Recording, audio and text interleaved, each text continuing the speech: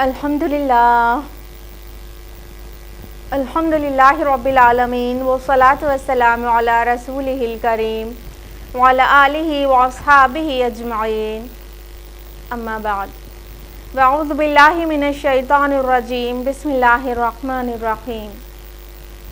یا ایھا الناس قد جاءتکم موعظۃ من ربکم وشفاء لما فی الصدور وہدی ورحمۃ للمؤمنین بسم اللہ الرحمن الرحیم رب اشرح لی صدری ویسر لی امری واحلل عقدۃ من لسانی یفقہوا قولی۔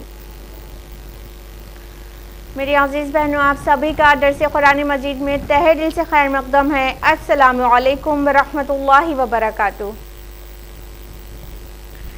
اللہ رب العالمین کی ذات بابرکات سے امید ہے کہ آپ سبھی بخیر و عافیت ہوں گی۔ اللہ تعالیٰ کرے کہ آپ اچھی رہیں، خوشحال رہیں، آپ کی صحت اچھی رہے، آپ کے ایمان اور اعمال صالحات میں اضافہ ہوتا رہے، اللہ تعالیٰ آپ سے راضی ہو جائے اور آپ کو جنت الفردوس میں اپنے رب کا رضوان نصیب ہو، آمین۔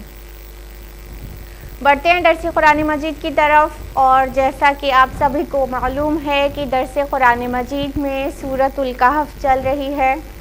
کئی ہفتوں سے، اور ہم لوگ لاسٹ ویک سورہ کہف کی آیت نمبر 47 تک مکمل بھی کر چکے ہیں۔ تو آیت نمبر 48 سے کنٹینیو کرنے سے پہلے ہم لوگ لاسٹ ویک کا ریویژن لیں گے۔ لاسٹ ویک آیت نمبر 40 سے 47 تک کا درس ہوا تھا، لیکن ہم لوگ سورۃ الکہف میں جو دو باغ کا جو قصہ چل رہا تھا اس کی سٹارٹنگ سے شارٹ میں ریویژن لیں گے۔ تو آیت نمبر 32 سے وہ دو باغ کا قصہ شروع ہوتا ہے کہ اللہ تعالیٰ نے ایک شخص تھا، اس کو دو بہت شاندار باغ دیے تھے جو کہ انگور کے تھے، اور چاروں طرف اس کے کنارے کنارے ڈیٹ پام ٹریز تھے جو کہ اس کے پروٹیکشن کا بھی کام کرتے تھے، خوبصورتی کا بھی کام کرتے تھے۔ اور ساتھ ہی اس کا ایک ساتھی تھا جس کو یہ سب کچھ نہیں نوازا گیا تھا۔ تو وہ جو مالدار شخص تھا جس کے پاس دو باغ تھے، اس کو کبر لاحق ہو گیا، اور اس نے اپنے ساتھی سے کہا کہ یہ سب کچھ جو مجھے ملا ہے وہ تجھے نہیں دیا گیا۔ اس نے کہیں نہ کہیں تکبر کیا اور اپنے کو بہتر بتایا، اور ساتھ ہی قیامت کے متعلق کہا مجھے نہیں لگتا قیامت جیسے ڈھکوسلے والی بات کچھ آنے والی چیز ہے، بلکہ اگر ہوئی بھی تو بالفرض تو میں اپنے رب کے پاس اس سے بھی بہتر دیا جاؤں گا۔ تو پھر اس کا جو ساتھی تھا جو کہ ایک بندہ مومن تھا، وہ جب رب کے ساتھ کفر ہوتے ہوئے سنا اس نے، تو پھر اس نے ٹوکا کہ اپنی پیدائش کو یاد کر، اور کس طرح اللہ تعالیٰ نے تجھے نطفے سے مٹی سے بنایا ہے، اور پھر تو ایسا جیتا جاگتا انسان ہو گیا۔ پھر اس نے کہا کہ تو اپنے باغ میں داخل ہوتے وقت تو نے کیوں نہ کہا ماشاء اللہ لا قوت الا باللہ، اور اگر تو نے مجھے اپنے سے کمتر دیکھا تھا تو تجھے رب کا شکر ادا کرنا چاہیے تھا۔ اور اس نے یہ بھی بے نیازی کا اظہار کیا کہ میرے پاس یہ کچھ نہیں ہے تو کیا ہوا، اس کے پاس ایمان کی دولت تھی، اس نے کہا کیا پتہ مجھے اللہ اس سے بہتر باغ عطا کر دے، چاہے دنیا میں چاہے جنت میں۔ اور اس کے باغ کے لیے اس کے روش کو جس روش پر تھا اس کو دیکھ کر اسے فکر لاحق ہوئی کہ اس نے کہا کہیں ایسا نہ ہو اللہ تعالیٰ کوئی آفت بھیج دے تیرے باغ کے اوپر اور یہ چٹیل میدان ہو جائے، یا پانی اس کا زمین میں گہرائی میں اتر جائے جو نہر ہے پاس میں، تو پھر کہاں سے تو تجھے وہ سب ثمر ملے گا۔ الٹیمیٹلی ہوا وہی جو بندہ مومن کا خدشہ تھا، اللہ تعالیٰ نے فرمایا اس کا سارا ثمر سمیٹ لیا گیا، اور وہ ہاتھ مل کر رہ گیا، اور وہ باغ اپنی چھتریوں پر گرا پڑا تھا، اور وہ بالکل مایوس ہو چکا تھا۔ الٹیمیٹلی اس نے کہا کہ کاش میں نے اپنے رب کے ساتھ کسی کو شریک نہ کیا ہوتا۔ پچھلے 2 ہفتوں سے ہم آپ کو بتا رہے ہیں کہ یہ کون سا شرک ہے، کون سا شرک اس نے کیا تھا، نہ یہاں لات عزیٰ منات کا ذکر ہے نہ کسی اور بت کا، پھر بھی اس شخص نے کہا کاش میں نے اپنے رب کے ساتھ شرک نہ کیا ہوتا، یہ ہم آپ کو 2 ویکس سے بتا رہے ہیں. یہ مادہ پرستی کا شرک ہے. اس نے مادے پر توکل کر لیا تھا اور اسے تکبر لاحق ہو گیا تھا, تو یہ اس کا مادہ پرستی کا شرک تھا. تو پھر اللہ تعالیٰ نے فرمایا کہ اور کوئی جماعت اس کے اللہ کے مقابلے میں اس کی مدد کے لیے نہ آ سکی اور نہ ہی وہ انتقام لینے والا بنا. ظاہر بات ہے اللہ تعالیٰ سے کون باز پرس کرے گا اور کون انتقام لے گا, تو کل کا کل اختیار اللہ ہی کو ہے. پھر اس کے بعد آیت نمبر 45 سے 49 تک جو دنیا کی زندگی ہے اس کی حقیقت کو واضح کیا گیا. فردر اللہ تعالیٰ نے بیان کیا کہ اور بیان کیجئے ان کے لیے مثال دنیا کی زندگی کی, کہ جیسے پانی کہ ہم نے اتارا اسے آسمان سے, پھر اس کے ساتھ مل جل کر نکل آیا زمین کا سبزہ, پھر وہ چورا چورا ہو گیا اور اڑائے پھرتی ہیں اسے ہوائیں, اور اللہ ہر چیز پر قدرت رکھنے والا ہے. تو جس طرح یہ کھیتی کی مثال ہے کہ وہ نکلتی ہے کھیتی, پھر وہ اپنے عروج پر پہنچتی ہے, بہت خوش لگتی ہے کسانوں کو, لیکن فائنلی وہ پھر کٹ جاتی ہے اور پھر اس کا خوشہ بچتا ہے اور چورا چورا ہو جاتی ہے جو بھوسا, اور یہ ان کے وہ ہوائیں لیے پھرتی ہیں. تو جس طرح یہ کھیتی نکلتی ہے اور پھر اس کے بعد بالکل ملیامیٹ ہو جاتی ہے, تو اسی طرح دنیا کی زندگی کی مثال ہے کہ اللہ تعالیٰ انسان کو پیدا فرماتا ہے اور پھر وہ اپنے نقطۂ عروج کو پہنچتا ہے, وہ جوانی کو پہنچتا ہے, جہاں پر اس کی عقلی اور اس کی جسمانی اور اس کی ساری صلاحیتیں اپنے عروج پر پہنچ جاتی ہیں. پھر رفتہ رفتہ وہ اس کی عمر ڈھلتی ہے, طاقت اور عقل سب کچھ کم ہونے لگتی ہے, اور پھر وہ بہت کمزور ہو جاتا ہے اور پھر مر جاتا ہے. تو یہ حقیقت ہے دنیا کی زندگی کی بھی. اگر یہ یاد رہے تو اس دنیا کی زندگی کے پیچھے پیچھے انسان نہیں بھاگے, بلکہ جو رہنے والی زندگی ہے آخرت کی اس کا انتظام کرے.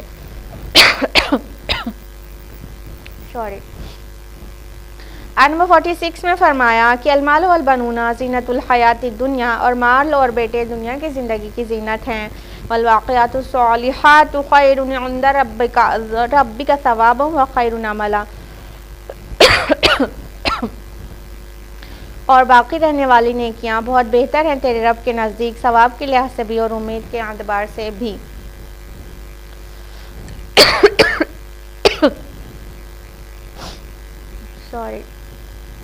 آیت نمبر 47 میں ہے, اور جس دن ہم چلائیں گے پہاڑوں کو اور تم دیکھو گے زمین کو صاف چٹیل میدان, اور ہم سب کو جمع کر لیں گے اور ان میں سے کسی کو بھی نہیں چھوڑیں گے. تو اللہ تعالیٰ نے واضح کر دیا کہ جو دنیا کی زندگی ہے وہ تو ختم ہو جانے والی ہے, لیکن جو باقیات الصالحات ہیں وہی رہ جانے والی ہے, اور وہی بہتر ہے ثواب کے لحاظ سے بھی اور امید کے اعتبار سے بھی. اور پھر اللہ تعالیٰ نے قیامت کی منظر کشی کی کہ جو پہاڑ جمائے دیکھتے ہو وہ ایک دن بالکل روئی کے گالوں کی طرح اڑتے پھریں گے. جو قیامت کی ہولناکی ہوگی اسے وہ برداشت نہیں کر پائیں گے, اور وہ بالکل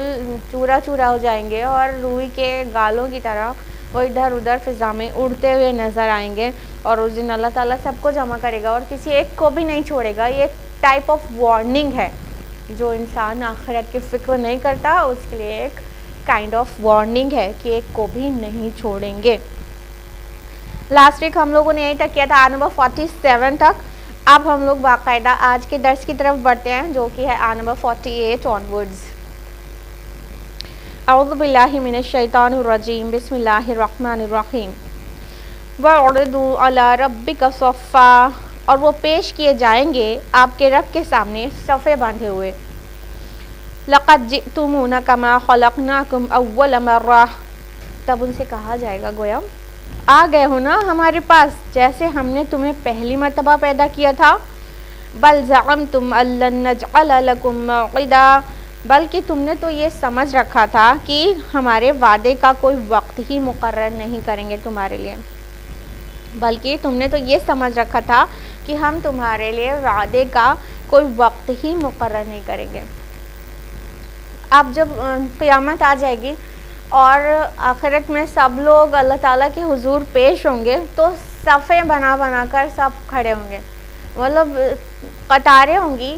صفیں ہوں گی، کیوز ہوں گی جس میں لوگ کھڑے ہوں گے، الگ الگ ٹائپ کے لوگ الگ الگ صفوں میں ہوں گے. متقی لوگوں کی صفیں الگ ہوں گی، دینداروں کی صفیں ہوں گی، اور گناہ گاروں کی مختلف گناہ کے اعتبار سے صفیں ہوں گی. جو جس طرح کا گناہ کرتا ہے اس طرح کے گناہ گار کی الگ الگ صفیں ہوں گی. تو صف بستہ ہو کر اپنے رب کے سامنے سب کھڑے ہو جائیں گے. تب پھر اللہ تعالیٰ کہے گا دیکھا تم آ گئے نا، اسی دن کو جھٹلاتے تھے نا، دنیا میں رہ کر ایسا مشغول ہو گئے تھے جیسے تم کو یہ دن دیکھنا ہی نہیں ہے. تو پھر اللہ تعالیٰ فرمائے گا تم اسی طرح آ گئے نا جس طرح ہم نے تم کو پہلی بار پیدا کیا تھا. یہ پہلی بار کی پیدائش کون سی پیدائش کی بات ہو رہی ہے، اور اس سے یہ دوسری بار جمع ہونے والا جو دن ہے اس والے دن سے مشابہت کیوں دی جا رہی ہے کہ جیسے ہم نے تم کو پہلی بار پیدا کیا تھا. یہ اگر غور کریں تو یہ بات ہو رہی ہے کہ یہ اللہ تعالیٰ نے جب آدم علیہ السلام سے لے کر قیامت تک پیدا ہونے والے سبھی انسانوں کی روحوں کو پیدا فرما دیا تھا اور ان سب کو ایک ساتھ جمع کر کے ان سے پوچھا تھا الستُ بربکم، کیا میں نہیں ہوں تمہارا رب؟ قالوا، تو ان سبھی نے کہا تھا بلا شہدنا، کیوں نہیں، ہم شہادت دیتے ہیں. اس کا ذکر سورہ اعراف سورہ نمبر 7 آیت نمبر 172 میں ہے. تو عالم ارواح میں اللہ تعالیٰ نے ساری روحوں کو پیدا فرما کر ان سے عہد الست لیا تھا کہ تم میری بندگی کرو گے، میں تمہارا خالق ہوں، میں تمہارا پروردگار ہوں، تم میری عبادت کرو گے. یہ اللہ تعالیٰ نے عہد لیا تھا. تو اس وقت کوئی ایک بھی مسنگ نہیں تھا، وہاں پہ کوئی ایک بھی ادھر ادھر نہیں تھا. یعنی آدم علیہ السلام سے لے کر قیامت تک پیدا ہونے والے آخری بچے تک کی وہاں پر موجودگی تھی. سب نے اللہ تعالیٰ سے یہ وعدہ لیا تھا، وعدہ کیا تھا کہ آپ ہی ہمارے رب ہیں، ہم آپ ہی کی بندگی کریں گے، آپ کو نہیں بھولیں گے. لیکن دنیا میں آ کر بھول گئے. تو اللہ تعالیٰ وہ والا پرومس اور وہ والا ڈے یاد دلا رہا ہے کہ ریممبر دیٹ ڈے، جس دن ہم نے تم کو یہاں پر یہ وعدہ لیا تھا تب بھی تم سبھی یہاں پر موجود تھے، اور آج پھر سے تم سب کے سب یہاں پر موجود ہو، کوئی ایک بھی ایبسنٹ نہیں ہے. اور دونوں ہی دن کوئی بھی ایبسنٹ نہیں تھا، اس دن بھی نہیں تھا اور آنے والے دن جو آخرت میں جب سب کو فرشتے کھدیڑ کر کے جمع کر لائیں گے اور سب بنا کے ان کو کھڑا کرا دیا جائے گا تو وہاں پر بھی سب لوگ جمع رہیں گے. تب اللہ تعالیٰ کہے گا یہ بات دیکھا تم آ گئے نا ہمارے پاس، جیسے ہم نے تم کو پہلی بار پیدا کیا تھا. تو پہلی بار بھی جو پیدا کیا تھا اللہ تعالیٰ نے، تو اس وقت بھی سب لوگ وہاں موجود تھے اور اس وقت رب کی عظمت اور اس کا جلال کو سمجھ رہے تھے. اور روز آخرت پھر سب لوگ اکٹھا ہوں گے تو پھر سب لوگ اللہ کی عظمت کو پہچان رہے ہوں گے. پردہ غیب ہٹ چکا ہوگا، اب تو سبھی ایمان والے ہو چکے ہوں گے. لیکن جو اصل بات تھی وہ یہ کہ دنیا میں آ کے وہ کیوں کر بھول گئے، اور جب اللہ تعالیٰ نے قرآن کے ذریعے انہیں ظاہر میں بھی ریمائنڈر دے دیا پھر بھی کیوں نہیں پلٹے. تو اللہ تعالیٰ نے آگے فرمایا کیا تم نے سمجھ رکھا تھا ہم تمہارے لیے کوئی وعدے کا وقت ہی مقرر نہیں کریں گے، یعنی تمہیں پھر سے گیدر نہیں کریں گے، تمہارا حساب و کتاب نہیں لیں گے؟ نہیں، یہ تو ڈے پرومسڈ ہے، یہ تو وعدہ کیا گیا دن ہے جس وعدے پہ تم اکٹھا ہوئے ہو. یہ آدم علیہ السلام سے لے کے محمد رسول اللہ صلی اللہ علیہ وسلم تک سارے رسولوں سارے نبیوں نے یہ خبر دی ہے کہ تمہارا حساب و کتاب ہوگا اور تم سب ایک دن گیدر کیے جاؤ گے حساب دینے کے لیے. تو یہ اس دن کی بات ہو رہی ہے. آگے فرمایا آیت نمبر 49 میں وَوُضِعَ الْكِتَابُ، اور رکھ دیا جائے گا اعمال نامہ.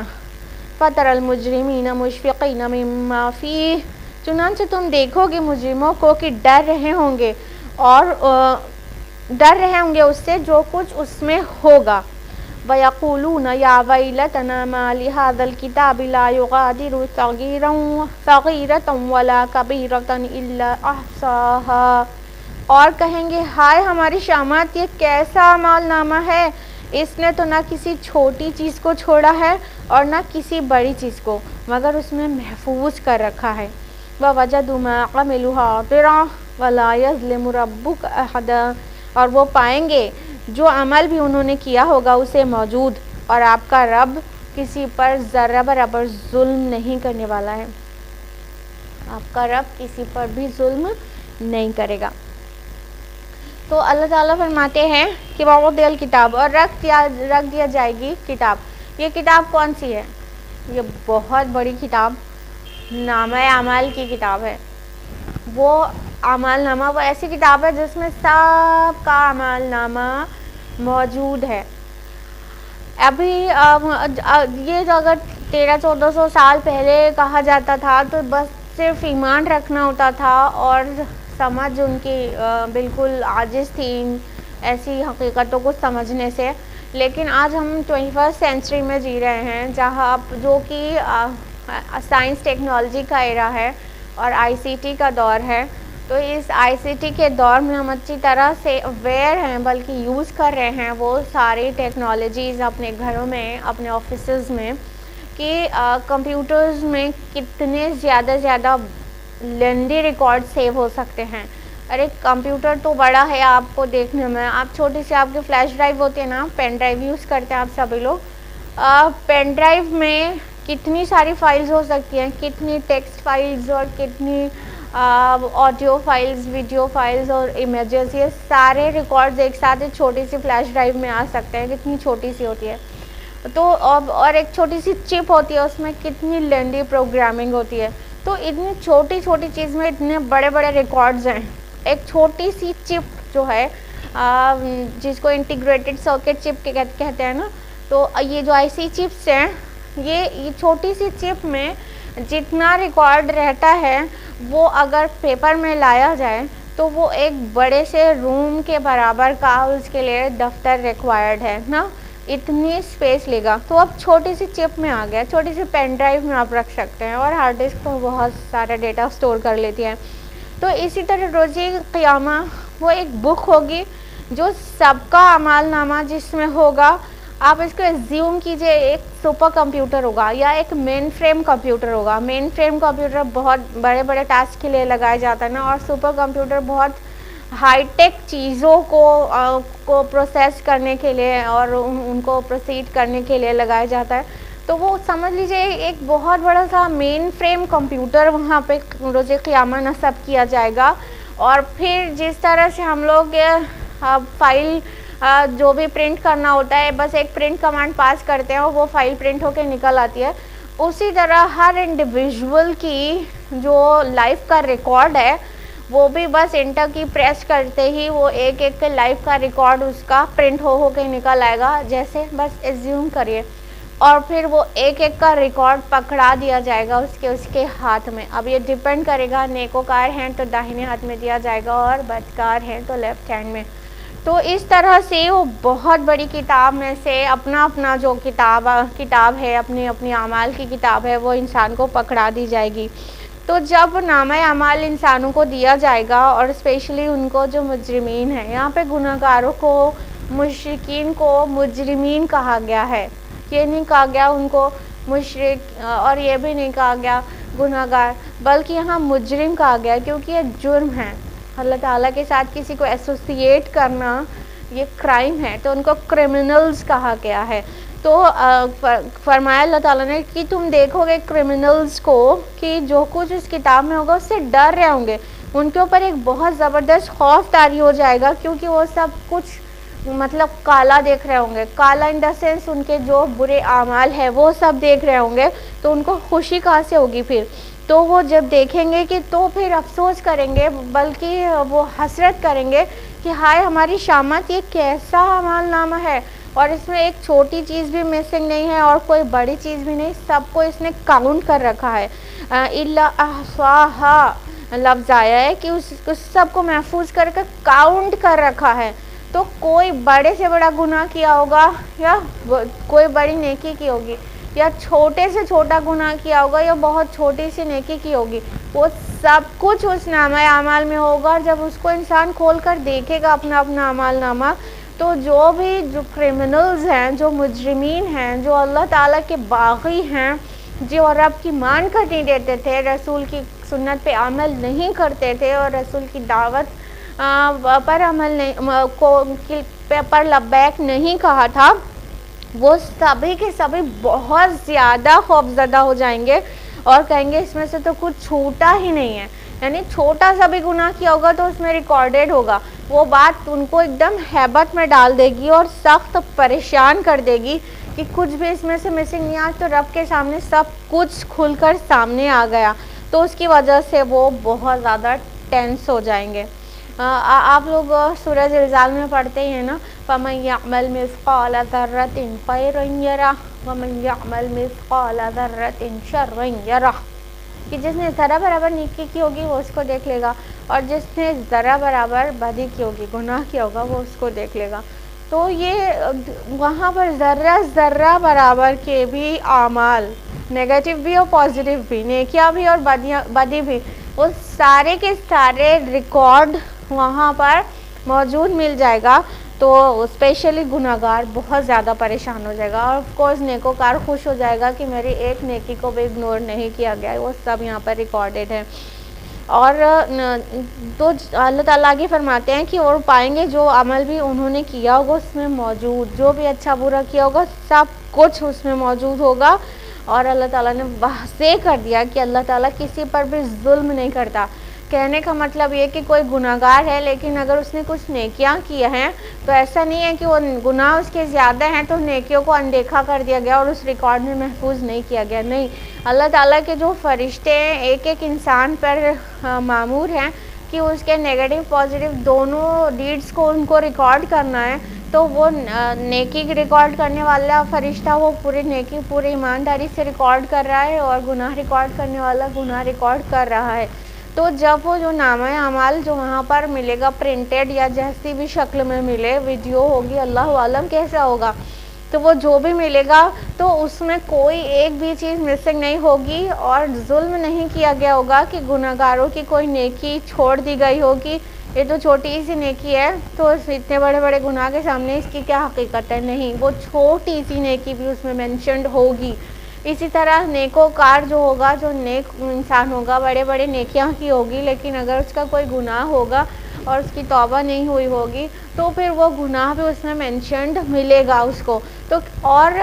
جتنا گناہ ہوگا اتنا ہی ملے گا، اتنا ہی لکھا ہوا ملے گا، یہ نہیں کہ اس کو بڑھا دیا گیا ہوگا کسی کے لیے بھی. تو جو جتنا عمل جس نے کیا ہوگا وہ سب ایز اٹ از وہاں پر انسان اپنے نامہ اعمال میں پائے گا، اور کسی کے ساتھ ذرہ برابر بھی ظلم نہیں کیا جائے گا، نہ اس کی نیکی کو چھوڑ کر ظلم، نہ اس کے گناہ کو بڑھا کر ملٹیپلائی کر کے لکھ کر دیا گیا ہو ایسا ظلم. دونوں طرح کا ظلم کسی کے ساتھ بھی نہیں کیا جائے گا، کیونکہ ہمارے رب نے ظلم کو اپنے اوپر حرام کر لیا ہے اور انصاف کو، عدل کو اپنے لیے لازم کر لیا ہے. اب اس کے بعد قصہ آدم اور ابلیس شروع ہو رہا ہے، جو کہ سورۃ الکہف کے عین وسط میں ہے. اور اگر آپ کو یاد ہو تو اس کی جو پریویس سورہ ہے یعنی سورہ بنی اسرائیل، اس کے عین وسط میں بھی جسٹ مڈل میں سورہ کے یہ قصہ ہے، اور 7ویں رکوع کی پہلی آیت سے یہ شروع ہوتا ہے اس سورہ میں بھی، اور سورہ بنی اسرائیل میں بھی 7ویں رکوع کی سٹارٹنگ سے قصہ آدم و ابلیس شروع ہوتا ہے. تو یہ دونوں سورہ کی ایک کائنڈ آف سملیرٹی ہو گئی کہ دونوں سورہ آپس میں جوڑے کی شکل میں ہیں اس ایسپیکٹ سے بھی، کیونکہ 7ویں رکوع کی شروعات دونوں ہی جگہ آدم اور ابلیس کے قصے سے ہو رہی ہے. آیت نمبر 50 ہے،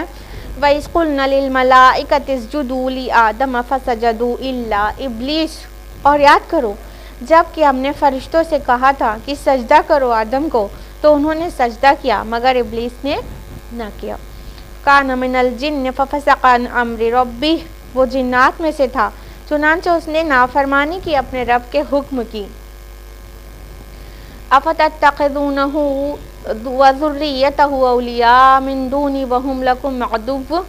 تو کیا تم بناتے ہو اسے اور اس کی اولاد کو دوست میرے سوا، حالانکہ وہ تمہارا دشمن ہے، وہ تمہارے دشمن ہیں. بئس للظالمین بدلا، کیا ہی برا بدل ہے ان ظالموں کے لیے. اب اللہ تعالیٰ فرماتے ہیں کہ اب وہ بھی بات یاد کرنے لائق ہے نا کہ جب آدم علیہ السلام کو اللہ تعالیٰ نے بنانے کے بعد سارے فرشتوں سے کہا کہ سجدہ کرو آدم کو، تو سارے فرشتوں نے سجدہ کیا لیکن ابلیس نے سجدہ نہیں کیا۔ پہلی بات تو اب یہ سمجھ لیں کہ یہ قصہ یہاں پر کیوں آ رہا ہے۔ تو یہ قصہ یہاں پر اس لیے آ رہا ہے تاکہ جس پس منظر میں یہ سورہ نازل ہوئی تھی، ان میں نافرمان لوگ تھے وہ یہ جان لیں کہ وہ کس کی پیروی کر رہے ہیں۔ وہ ابلیس کی پیروی کر رہے ہیں کہ اپنے جد امجد آدم علیہ السلام کی پیروی کر رہے ہیں، وہ کس کی کر رہے ہیں۔ تو ان کو یہ دکھانا، سنانا اور ڈرانا مقصود ہے کہ تم ابلیس کی پیروی کر رہے ہو، جو ہمارا رسول تمہارے درمیان ہے اس کی نہیں مان رہے ہو، اس رسول کی نہیں مان رہے ہو، رب کا انکار کر رہے ہو، تو پھر تم جان لو کہ تم ابلیس کی پیروی کر رہے ہو۔ ابلیس کی حقیقت کیا تھی وہ تم ریمائنڈ کر لو کہ اللہ تعالیٰ نے اسے حکم دیا تھا انکلوڈنگ آل ملائکہ کہ سجدہ کرو آدم کو، تو اس نے سجدہ نہیں کیا تھا، اس نے اپنے رب کی نافرمانی کیا تھا۔ تو آگے فرمایا کہ اور وہ جنات میں سے تھا۔ تو یہ کئی فیتھ ایسے ہیں جیسے کرسچینٹی، تو اس میں ابلیس کو فرشتہ سمجھا جاتا ہے کہ وہ فرشتوں کی برادری میں سے تھا، لیکن قرآن نے اس کو واضح کیا ہے۔ یہ مقام ایسا ہے، ہر جگہ پہ تو نہیں ہے، 7 ٹائمز آیا ہے آدم اور ابلیس کا قصہ، لیکن یہ مقام ایسا ہے جہاں پر یہ بات آ جاتی ہے کہ کان من الجن، وہ جنوں میں سے تھا۔ تو ابلیس جن تھا، نہ کہ وہ فرشتہ تھا، لیکن وہ فرشتوں کے ساتھ اس کو سجدے کا حکم ملا تھا۔ بعض مفسرین کا یہ بھی ماننا ہے کہ فرشتوں کو حکم ملا تھا اور ابلیس نے نہیں کیا تھا۔ اس سے یہ بھی پتہ چل رہا ہے کہ وہ پورے گرد و پیش سارے مخلوق کو اللہ تعالیٰ کی حکم ملا تھا، مطلب جو اراؤنڈ کی جتنی مخلوقات تھیں ان سب کو حکم ملا تھا آدم کو سجدہ کرنے کا، تو ان سب نے کیا تھا سوائے ابلیس کے۔ تو اللہ تعالیٰ نے فرمایا وہ جنوں میں سے تھا، تو اس نے اپنے رب کے نافرمانی کی، کیونکہ فرشتے تو اپنے رب کی نافرمانی کبھی کر ہی نہیں سکتے، کیونکہ ان کو نافرمانی کا، ڈس اوبیڈینس کا سینس ہی نہیں دیا گیا ہے، اور واضح کیا گیا ہے قرآن مجید میں سورہ تحریم سورہ نمبر 66 آیت نمبر 6 میں کہ لا یعصون اللہ ما امرہم ویفعلون ما یؤمرون، اور وہ اللہ کی نافرمانی نہیں کرتے کسی بھی حکم کی، اور کرتے ہیں وہ جو انہیں حکم دیا جاتا ہے۔ تو فرشتوں کی شان یہ ہے کہ انہیں نافرمانی کا کوئی بھی سینس ہی نہیں ہے، وہ نافرمانی نہیں کرتے ہیں۔ تو یہ جو ابلیس تھا، اگر یہ فرشتہ ہوتا جیسا کہ کرسچینٹی کا بیلیف ہے، تو اگر یہ فرشتہ ہوتا تو یہ نافرمانی کر ہی نہیں سکتا۔ تو یہ تو جن تھا جن کے پاس فری ول ہوتی ہے انسانوں کی طرح، کہ وہ بھی جو بھی عمل چاہے وہ کر سکتے ہیں، اچھا بھی اور برا بھی اپنی مرضی اپنی ول پر کر سکتے ہیں۔ تو چونکہ یہ جنوں میں سے تھا تو اس نے اپنے رب کی نافرمانی کر دی۔ اب اللہ تعالیٰ سوال کر رہے ہیں کہ کیا تم ان کو اور ان کی اس ابلیس کو اور اس کی اولاد کو بناتے ہو میرے سوا اپنا دوست، اپنا یار، اپنا مددگار، اپنا ہیلپر؟ ہاں، تو وہ پہلی بات تو یہ جنرل سینس میں فرشتوں کے بجائے، اللہ تعالیٰ کے بجائے جنوں کو اپنا یار اور شیطانوں کو اپنا یار، اپنا دوست بنانے والے کون ہیں؟ وہی جو اللہ کی نافرمانی کرتے ہیں اور برائی کی پیروی کرتے ہیں، بری راہ کی پیروی کرتے ہیں۔ اب تو ابلیس نے جتنے ہتھ کنڈے اپنائے تھے نا اب انسانوں کو بہکانے کے، اس کے جو پروجنی ہیں، اب اس کی جو آل اولاد ہیں، ان لوگوں نے تو اس دور میں ایسی ہائی ٹیک طریقے سے انسانوں کو بہکانے کے آلات بنا رکھے ہیں اور چیزیں کر رکھی ہیں کہ ابلیس کو بھی پتہ چلے تو وہ پیٹھ تھپ تھپائے گا اپنے پروجنی کی، اپنے اولاد کی۔ تو اس ایرا میں تو نہ جانے کتنے ابلیسی آلات موجود ہیں، نہ جانے کتنے ابلیسی انداز اور ابلیسی چیزیں موجود ہیں جو انسان کو بہکا سکتی ہیں۔ تو اللہ تعالیٰ کہہ رہے ہیں کہ تم مجھے چھوڑ کر ان کو اپنا دوست بنا رہے ہو، ان کو ہیلپر بنا رہے ہو، ان کو اپنا یار اور مددگار بنا رہے ہو۔ دوسری بات یہ ہے کہ مکہ میں بلکہ پورے عرب میں ہی بہت لوگ ایسے تھے جو جنوں سے مطلب غائبی طریقے سے خائف رہتے تھے۔ انہوں نے ہر گھاٹی اور ہر وادی کا ایک جن مطلب نام دے رکھا تھا کہ یہاں پہ فلاں جن کا قبضہ ہے، وہاں پہ اس جن کا قبضہ ہے، اور وہ جب ادھر سے گزرتے تھے تو ان سے پناہ طلب کرتے تھے اور ان سے مطلب عافیت مانگتے تھے، ان کو پکارتے تھے۔ اتنا ہی نہیں، کبھی کبھی جنوں سے اتنا خائف ہو جاتے تھے کہ وہ اپنی اولاد تک کی بھی قربانی پیش کر دیتے تھے ان کو۔ تو یہ تو ان کا عقیدہ تھا۔ تو جب بھی وہ کہیں سے گزرتے تھے یا تو ان سے ہیلپ مانگتے تھے اور ان کو راضی کرنے کے لیے نیاز اور قربانیاں پیش کرتے تھے، تو اللہ تعالیٰ فرما رہے کہ کیا تم ان کو اپنا ہیلپر بنا رہے ہو جبکہ وہ تمہارا دشمن ہے؟ وہ تو وہاں چیلنج کر کے آیا تھا تمہارے رب کو کہ یہ آدم اور آدم کی تمام اولاد کو جہنم رسید کروانے کے لیے میں پوری جیت اور کوشش کر ڈالوں گا اور ان سب کو جہنم میں اکٹھا کروا دوں گا۔ وہ تو تمہارے رب کے سامنے وہ چیلنج کر کے آیا تھا تمہارے باپ آدم سے لے کے تم سب کو بہکانے کا، اور تم ان کو اپنا یار مددگار بنا رہے ہو، اپنا ہیلپر بنا رہے ہو، ان سے مددیں مانگ رہے ہو۔ فرمایا اللہ تعالیٰ نے کیا ہی برا بدل ہے ان ظالموں کے لیے جو اللہ تعالیٰ کو چھوڑ کر مطلب جنوں کو اور شیطانوں کو اپنا یار اور مددگار بنائے، تو پھر اس کو کیا بدلہ ملے گا۔ اور اللہ تعالیٰ نے قرآن حکیم میں 7 مرتبہ 7 ٹائمز یہ ابلیس کی حقیقت کو کھول کر رکھ دیا کہ کیا مطلب کس طرح سے اللہ تعالیٰ کی اس نے نافرمانی کی تھی، اور نافرمانی کرنے کے بعد اللہ تعالیٰ نے جو اسے حکم سنایا تو اس پر اس نے چیلنج کر دیا کہ اب میں یہ سب کو بہکاؤں گا۔ تو اس کی حقیقتیں سب اللہ تعالیٰ نے کھول کر بیان کر دی قرآن میں تاکہ تم بچ جاؤ، لعلکم تتقون، تاکہ تم بچ جاؤ، ان سے بچ سکو اور اپنے رب کا تقوی اختیار کرو۔ ما اشہدتہم خلق السماوات والارض وما خلق انفسہم، میں نے انہیں گواہ نہیں بنایا تھا آسمانوں اور زمین کی تخلیق کا اور نہ ہی ان کی اپنی تخلیق کا۔ وما کنت متخذ المضلین عضدا، اور میں بہکانے والوں کو اپنا مددگار بنانے والا نہ تھا۔ اللہ تعالیٰ فرما رہے ہیں کہ یہ جو جنوں کی تم پیروی کر رہے ہو، یہ تو شیطانوں کی پیروی کر رہے ہو، ان کے نقش و قدم پہ چل رہے ہو، تو یاد رکھو کہ میرے خدائی میں کچھ بھی شریک نہیں ہے۔ اب دیکھیے ایک کائنڈ آف شرک ہے نا کہ اللہ تعالیٰ کو مکمل فرما برداری ہونی چاہیے، تو وہ کسی اور کی ہو تو یہ بھی تو اطاعت والا شرک ہو گیا نا، شرک فی الاطاعت۔ تو یہ شیطانوں کی جو پیروی کی جا رہی ہے یہ بھی ایک کائنڈ آف شرک ہے۔ تو اللہ تعالیٰ نے فرمایا کہ ان کو ہم نے کائنات کو جب ہم نے بنایا تھا، جب زمین و آسمان کی تخلیق کی تھی، تو ان کو کسی کو ہیلپ میں نہیں لیا تھا۔ کہنے کا مطلب اللہ پاک ہے، اللہ پاک ہے ان کے اس شرک سے۔ اور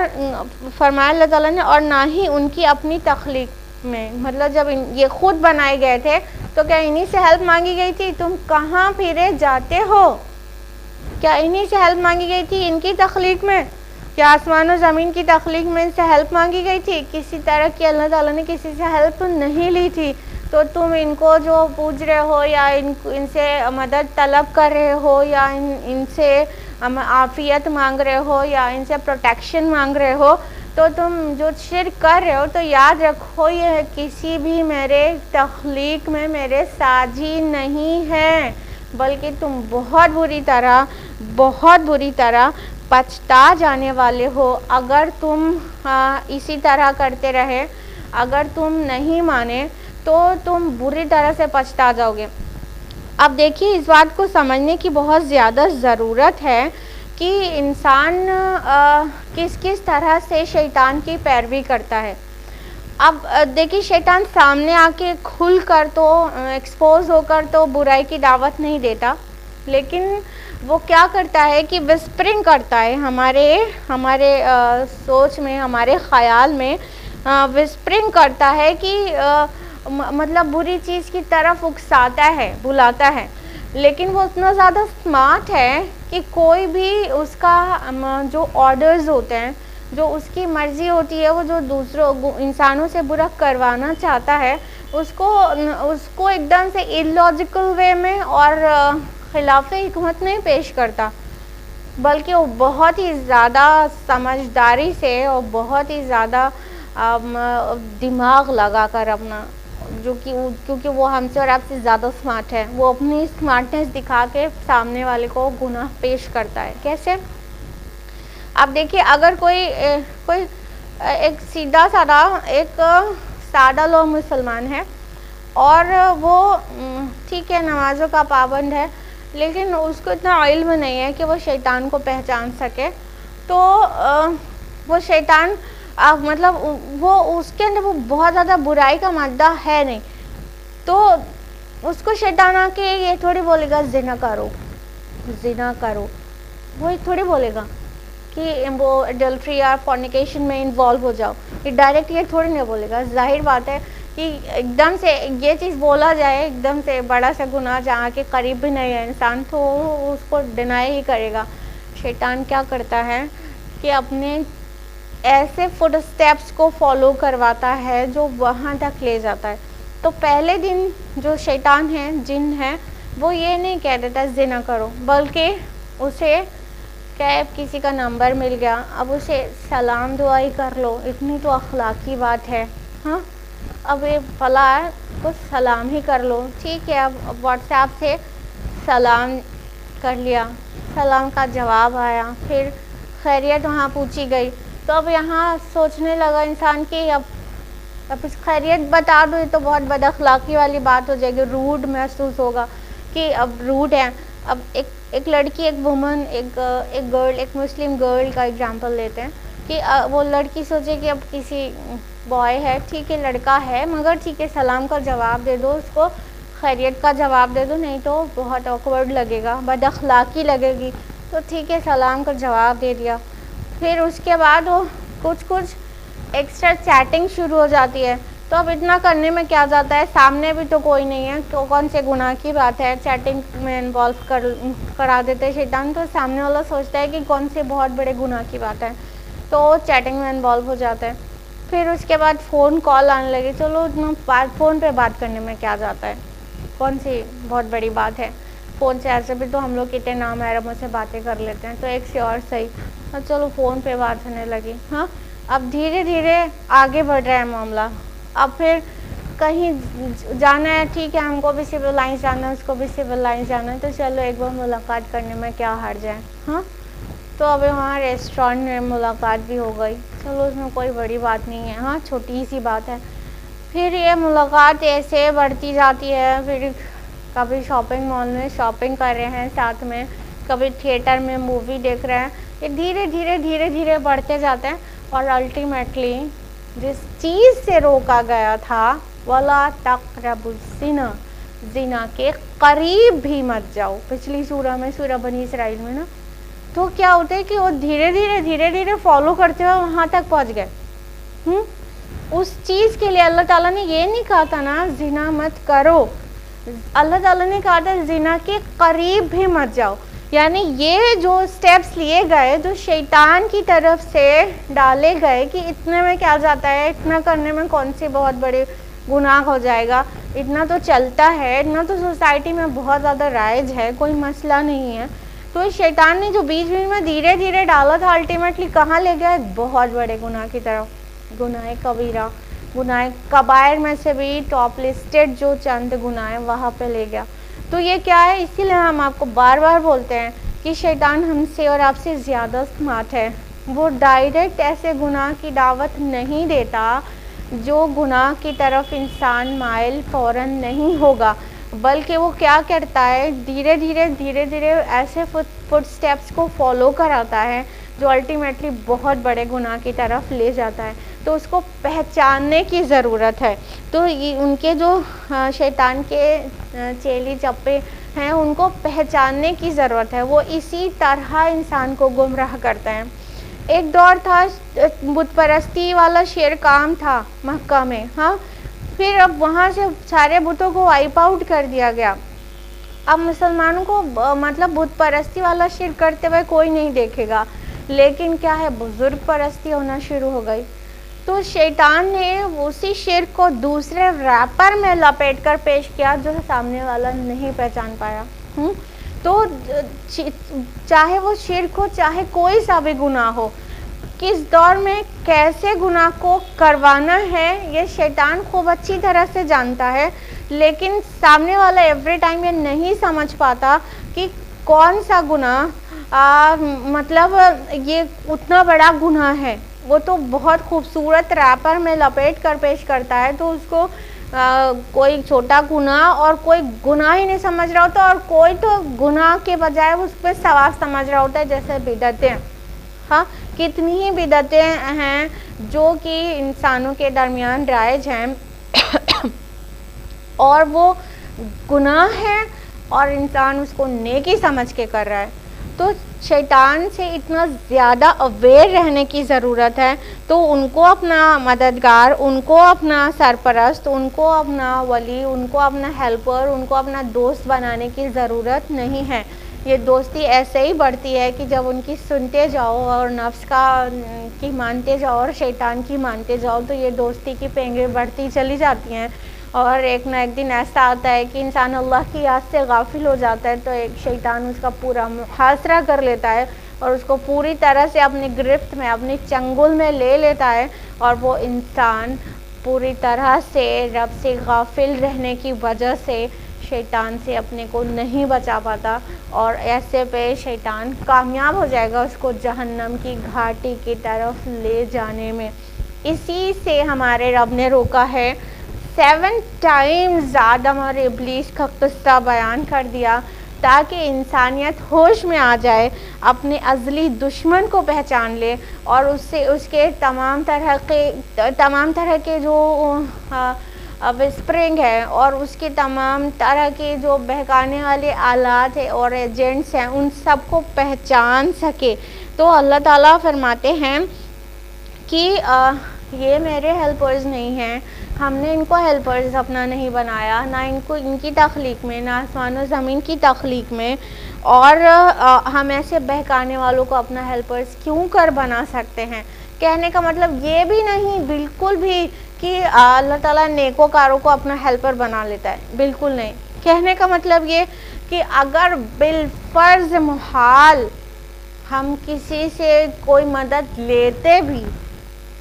تو ان بہکانے والوں سے تھوڑی نہ لیتے۔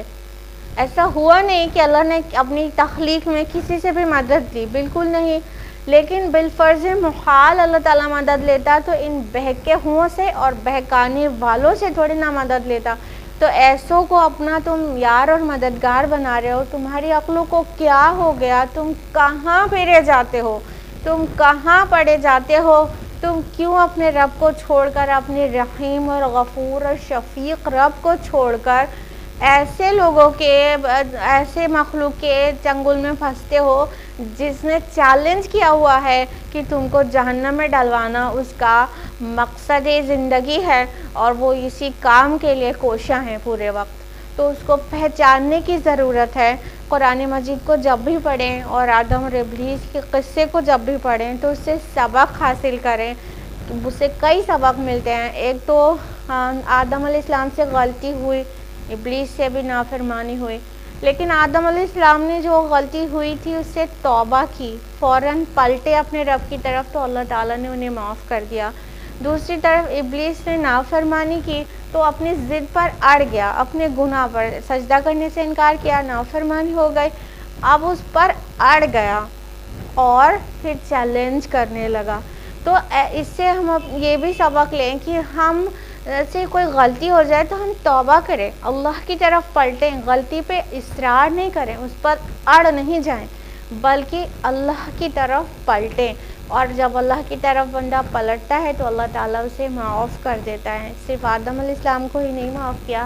ہمیں اور آپ کو بھی اللہ معاف کرتا ہے ہر گناہ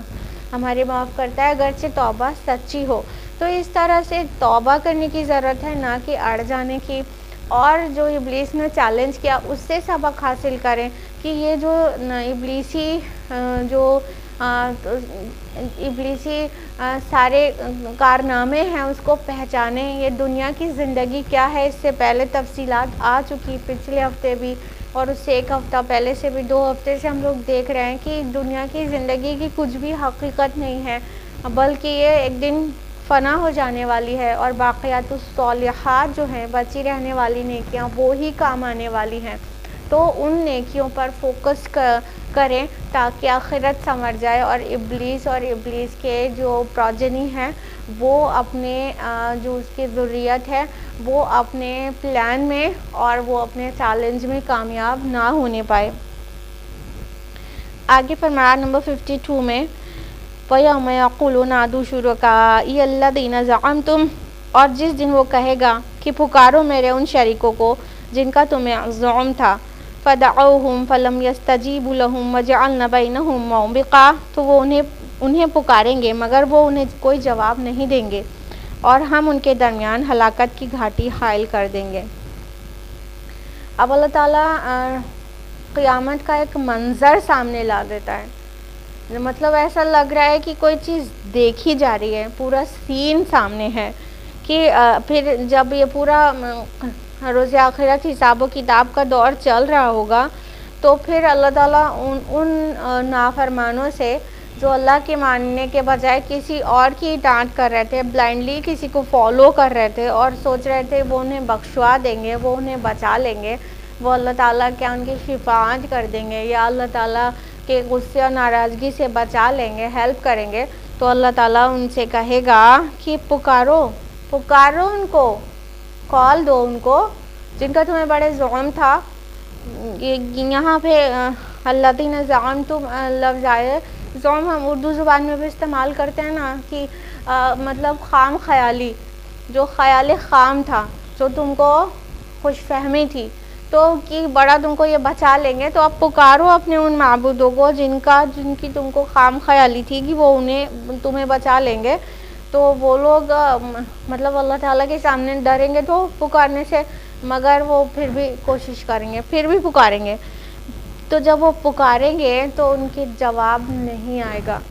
یعنی اللہ کے علاوہ جن کی بھی عبادتیں کی گئی تھی یا جن کو بھی اپنا مددگار سمجھا گیا تھا، چاہے وہ جن ہوں، چاہے وہ فرشتے ہوں، چاہے وہ اولیاء ہوں، چاہے وہ انبیاء ہوں، ایون ان میں سے کوئی کو بھی اپنا سفارشی، اپنا مددگار اپنے ذم باطل کی وجہ سے سمجھا گیا تھا، تو اللہ تعالیٰ روز آخرت ان کو بھی چیلنج کرے گا، چلو پکارو، اب پکارو جن کا تمہیں بہت زعم تھا کہ یہ تمہیں بچا لیں گے ہمارے عذاب سے، تو اب وہ وقت آ گیا، پکارو۔ تو پھر وہ لوگ جب پکاریں گے تو کوئی آواز نہیں آئے گی، چاہے وہ انبیاء ہوں، اولیاء ہوں، فرشتے ہوں یا جن ہوں، ان میں سے کوئی کو بھی جواب دینے کی ہمت نہیں ہوگی، کیونکہ وہاں تو نفسی کا عالم ہوگا، میرا نفس، میں بچ جاؤں، اس کی کیا مدد کرنے کی پوزیشن میں ہوں، میں کچھ بھی نہیں، میں بچ جاؤں، تو ہر انسان تو اپنے کو بچانے میں لگا ہوگا، تو ان کا جواب کون دے گا؟ کوئی بھی ان کا جواب نہیں دے گا، مکمل سناٹا اور خاموشی طاری رہے گی۔ پھر اللہ تعالیٰ ان کے اور ان کے پیروکاروں، بلائنڈ فالوورز کے درمیان ایک گھاٹی، موبقہ لفظ آیا ہے، موبق کا مطلب ہوتا ہے ویلی آف ڈسٹرکشن، ایک گھاٹی، ہلاکت والی ایک گھاٹی، ظاہر بات ہے کہ ایک جہنم ہوگی، وہ گھاٹی بیچ میں حائل کر دے گا، تو وہ دیکھ کے وہ ڈریں گے کہ اب تو اسی میں جانا ہے، اب تو وہ پکارنے کے بعد ہمارے شرکاء کی جواب تو آیا نہیں کچھ، اب تو بلکہ اسی میں جانا ہے، تو وہ اللہ تعالیٰ ان دونوں کے درمیان ایک گھاٹی حائل کر دے گا، valley of destruction, valley of death, وہ ہلاکت کی ایک بہت بڑی گھاٹی جس میں آگ ہی آگ ہوگی، اس کو حائل کر دے گا۔ تو دیکھا کیسا عبرتناک اور کیسا حسرت والا انجام ہوگا ذوم باطل کا۔ انسان دنیا میں سمجھ رہا ہے کہ ہم فلاں کو اپنا مددگار اور اپنا ہیلپر بنا لیتے ہیں تو یہ لوگ ہم کو بچا لیں گے؟ نہیں. یہ جو کہہ رہے ہیں کہ ہمارے جھنڈے کے نیچے آ جاؤ ہم بخشوا دیں گے، تو ان کے پاس کوئی ثبوت ہے کہ بخشوا دیں گے؟ قرآن مجید میں بارہا پڑھا جاتا ہے اور ساری چیز اپنی جگہ روز روز جو آپ پڑھا کرتی ہیں، من ذا الذی یشفع عندہ الا باذنہ، روز روز آیت الکرسی میں پڑھتی رہتی ہے نا کہ کون ہے جو اس کے حضور سفارش کر سکے اس کی اجازت کے بغیر. تو کسی کو سفارش کی ہمت نہیں ہوگی، کسی کو سفارش کرنے کا موقع نہیں دیا جائے گا سوائے اس کے جس کو اللہ چاہے. اللہ تعالیٰ ہی چوز کرے گا کہ کون سفارش کرے گا، کون ولی ہوگا یا کون نبی ہوگا، وہی چوز کرے گا کون سفارش کرے، کس کے لیے کرے گا وہ بھی اللہ تعالیٰ ہی اجازت دے گا. تو اللہ تعالیٰ کی اجازت کے بغیر یہ جو مطلب اپنے سفارشی اپنے سے پیر اور فقیر بنا لیے جاتے ہیں، یہ بہت بڑی حماقت ہے، یہ بہت بڑا گھاٹے کا سودا ہے، اور روز آخرت بہت زیادہ حسرت والا منظر سامنے آئے گا کہ جن کی وجہ سے جو آزادانہ زندگی گزار رہے تھے، کیا ہوتا ہے وہ سب چھوڑ دیتے ہیں. کیا حقیقت کیا ہے اس بات کی کہ جب انسان کسی کو اپنا پیر فقیر بنا لیتا ہے اور اپنا سفارشی سمجھ لیتا ہے، تو پھر وہ جو پیر ذمہ لے لیتا ہے، تم کمائے جاؤ، تم سود لیے جاؤ اور تم رشوت لیے جاؤ اور بس ہمارے پاکٹ میں 500,000 ڈالتے رہو، ہم تم کو بخشوا لیں گے. تو کہیں نہ کہیں یہی عمل کی جو وہ چاہیے رہتی ہے نا، آزادی کی، بالکل جو نفس میں آ رہا ہے اس کی اطاعت کریں اور زندگی اپنے نفس کے تابع ہو کر گزاریں، اور وہاں پر کوئی بخشوانے کا بس خالی وعدہ کر لے، وہاں کا کوئی پرومس کر لے، تو پھر زندگی نفسانی خواہشات کو پورا کرتے ہوئے گزاریں. تو دل دماغ میں کہیں نہ کہیں یہی رہتا ہے. تو اللہ تعالیٰ دلوں کے اندر کے بھید بھی جانتا ہے، تو ایسے کیسے سب کو بخشوانے کی مدد مل جائے گی ایسے فاسق فاجر اور حرام خوروں کو. تو اس لیے یہ جو شفاعت کا جو باطل فنڈا ہے اس کو سمجھیں اور اللہ واسطے اپنے اعمال پر فوکس کریں، باقیات الصالحات پر فوکس کریں. وہ چیزیں انسان کے کو بچانے والی ہے. کل نفس بما کسبت رہینہ، کہ ہر نفس اپنے اعمال کا گروی ہے، اپنے اعمال نکال کے دیں گے اللہ تعالیٰ کے ہاں تو وہ بچا پائے گا. اور یہ جو شفاعت کے باطل فنڈے ہیں یہ سب بالکل بھی وہاں پر روز آخرت پچھتانے کی نوبت لا دیں گے. تو اس لیے فوکس کریں نیکیوں پر، نہ کہ باطل شفاعتوں پر، نہیں تو وہاں پر بہت زیادہ حسرت والا منظر سامنے ہوگا، جو کہ قرآن نے یہاں پر پوری طرح سے منظر کشی کر دی ہے. دکھ رہا ہے وہاں کس طرح سے ہوگا. ذرا ٹھنڈے دل سے سوچیں اور آنکھیں بند کریں تو دکھائی دے گا. وَرَأَى الْمُجْرِمُونَ النَّارَ فَظَنُّوا أَنَّهُم مُّوَاقِعُوهَا وَلَمْ يَجِدُوا عَنْهَا مَصْرِفًا. اور مجرم لوگ آگ کو دیکھیں گے اور جان جائیں گے کہ وہ اس میں ڈالے جانے والے ہیں اور وہ نہیں پائیں گے اس سے بچنے کی کوئی جگہ. تو جب جہنمی لوگ آگ کو دیکھیں گے، جب گھاٹی ایک بیچ میں آگ کی گھاٹی ہی لا دی جائے گی اور جہنم انہیں دکھا دی جائے گی، تو جو مجرم ہوں گے کہ تو وہ اب سمجھ جائیں گے کہ اب وہ اس میں جانے ہی والے ہیں، اب ان کا الٹیمیٹ ڈیسٹینیشن یہی ہونے والا ہے. کیونکہ شروع سے جو مطلب سمٹمز بتائیں گے اور شروع سے جو حالات رہیں گے وہ بتائیں گے کہ پرٹیکولر پرسن وہ اس کو نجات مل پائے گی کہ نہیں مل پائے گی. وہ شروع سے ایک ایک چیز مطلب ڈفرینشیٹ کر دے گی نیکوکاروں کو بدکاروں سے. مطلب جب یہاں سے روح نکلتی ہے تبھی سے ایک طرح سے وہ سلسلہ شروع ہو جاتا ہے کہ نیکوں کی روح لینے کے لیے بہت ہی خوبصورت فرشتے آتے ہیں رحمت کے اور عزت سے لے کر جاتے ہیں، بہت ہی احترام سے سلام کہہ کر احترام سے لے کر جاتے ہیں، اور گناہگاروں کی روح نکالنے عذاب کے فرشتے آتے ہیں اور بہت ہی تکلیف کے ساتھ ان کی روح نکلتی ہے اور انہیں کھری کھوٹی سناتے ہیں وہ، اور پھر بہت ہی توہین کے ساتھ انہیں لے کر آسمانوں میں جاتے ہیں۔ تو یہ بھی انسان کو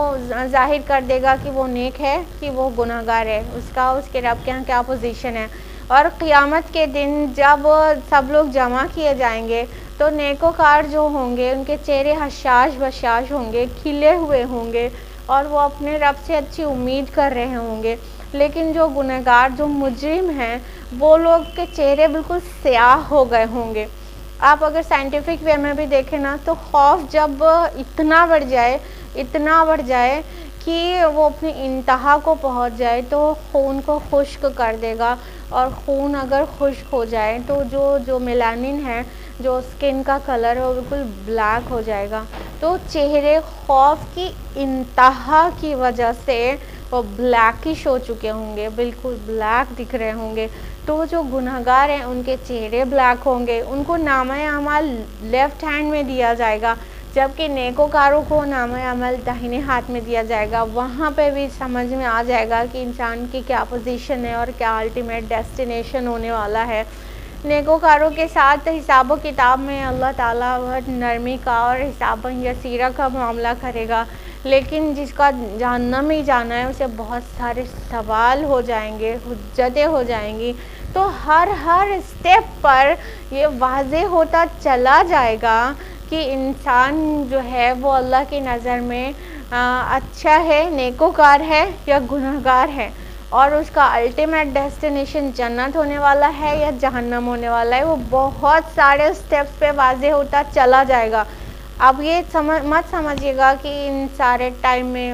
یہ پورا ڈیوریشن لگتا ہے کہ کچھ دن کا، کچھ ہفتے کا ہوگا، بالکل نہیں، یہ بہت لمبے دن ہوں گے، اور پتہ نہیں کتنے سینکڑوں ہزاروں لاکھوں سال گزریں گے، نہیں پتہ کسی کو بھی۔ تو یہ اتنے لمبے دن ہوں گے، اتنی دیر یہ گھبراہٹ بھی ہوگی، اور پھر وہ گھبراہٹ کے بعد وہ جو جہنم دیکھ کر انسان ڈرے گا نا، تو اس کی وجہ سے جو ہولن مچے گی اس کے اندر، اس کا کوئی جواب نہیں ہے سوائے حسرت کے، اس کو کچھ بھی نہیں محسوس ہوگا۔ کاش میں نے یہ نہ کیا ہوتا، کاش میں نے اب کتنے رب کی مانی ہوتی، کاش میں نے اپنے رسول کا طریقہ اختیار کیا ہوتا، کاش میں نے نفسانی خواہشات کی پیروی نہ کی ہوتی، کاش میں نے فلاں کو دوست نہ بنایا ہوتا، کاش میں فلاں بری محفلوں میں نہ اٹھتا بیٹھتا، وغیرہ وغیرہ۔ یہ صرف حسرت کا وقت ہوگا۔ اور جب مجرموں کو جہنم پہلے ڈالنے سے پہلے دکھا کر اور ہلایا جائے گا اور ڈرایا جائے گا، مطلب جو فل فلیج پنشمنٹ ہے اس سے پہلے جو خوف اور سائیکولوجیکل پنشمنٹ ہے وہ دی جائے گی۔ تو مجرم لوگ دیکھ کے اتنا زیادہ اپسیٹ ہو جائیں گے اور وہ سمجھ جائیں گے کہ اب اس میں جانا ہے، تو پہلے سے سائیکولوجیکل ٹارچر ان کا شروع ہو جائے گا۔ پھر الٹیمیٹ جو ان کو سزا ملے گی وہ جلنے کی سزا ملے گی، جو کہ بہت زیادہ ڈرانے والی ہے۔ تو اللہ تعالیٰ اسی سے ہم کو بچانا چاہتا ہے، اسی چیز سے، جہنم سے بچانے کے لیے اللہ تعالیٰ نے اتنے سارے نبیوں اور رسولوں کو بھیجا، کتابوں کو بھیجا، تاکہ ہم اور آپ بچ جائیں، تاکہ ہم اور آپ جنت کے مستحق بنا لیں اپنے آپ کو اپنے اعمال سے، تاکہ ہم لوگ جہنم میں جانے سے بچ جائیں، اپنے رب کی نافرمانی سے بچیں گے تبھی جہنم میں جانے سے بچاؤ ہو پائے گا۔ تو رب کی ماننا ہے، من مانی نہیں کرنا ہے، اور شیطان کے نقش قدم کی پیروی نہیں کرنا ہے، اور جو بھی چیز اللہ تعالیٰ کو پسند ہے وہ ساری چیزیں اڈاپٹ کرنی ہے، تاکہ اللہ تعالیٰ ہم سے اور آپ سے راضی ہو جائے۔ تو اب وقت ختم ہو چلا ہے، یہ رکوع مکمل ہو گیا ہے۔ آج کے لیے ہم لوگ یہیں پر رکیں گے، اور آیت نمبر 54 آنورڈز انشاءاللہ ہم لوگ نیکسٹ ویک جانیں گے۔ آج کے لیے اتنا ہی۔ اللہ تعالیٰ سے دعا ہے کہ وہ ہم کو اور آپ کو قرآن مجید پڑھنے، سمجھنے، غور و فکر کرنے، عمل کرنے اور غیروں تک پہنچانے کی توفیق عطا فرمائے۔ اللہ تعالیٰ قرآن مجید کو ہماری آنکھوں کی ٹھنڈک، ہمارے دل کی بہار بنا دے۔ اللہ تعالیٰ قرآن مجید کو روز آخرت ہمارے اور آپ کی شفاعت کرنے والا بنا دے، آمین۔ وآخر دعوانا الحمدللہ رب العالمین، والسلام علیکم ورحمۃ اللہ وبرکاتہ۔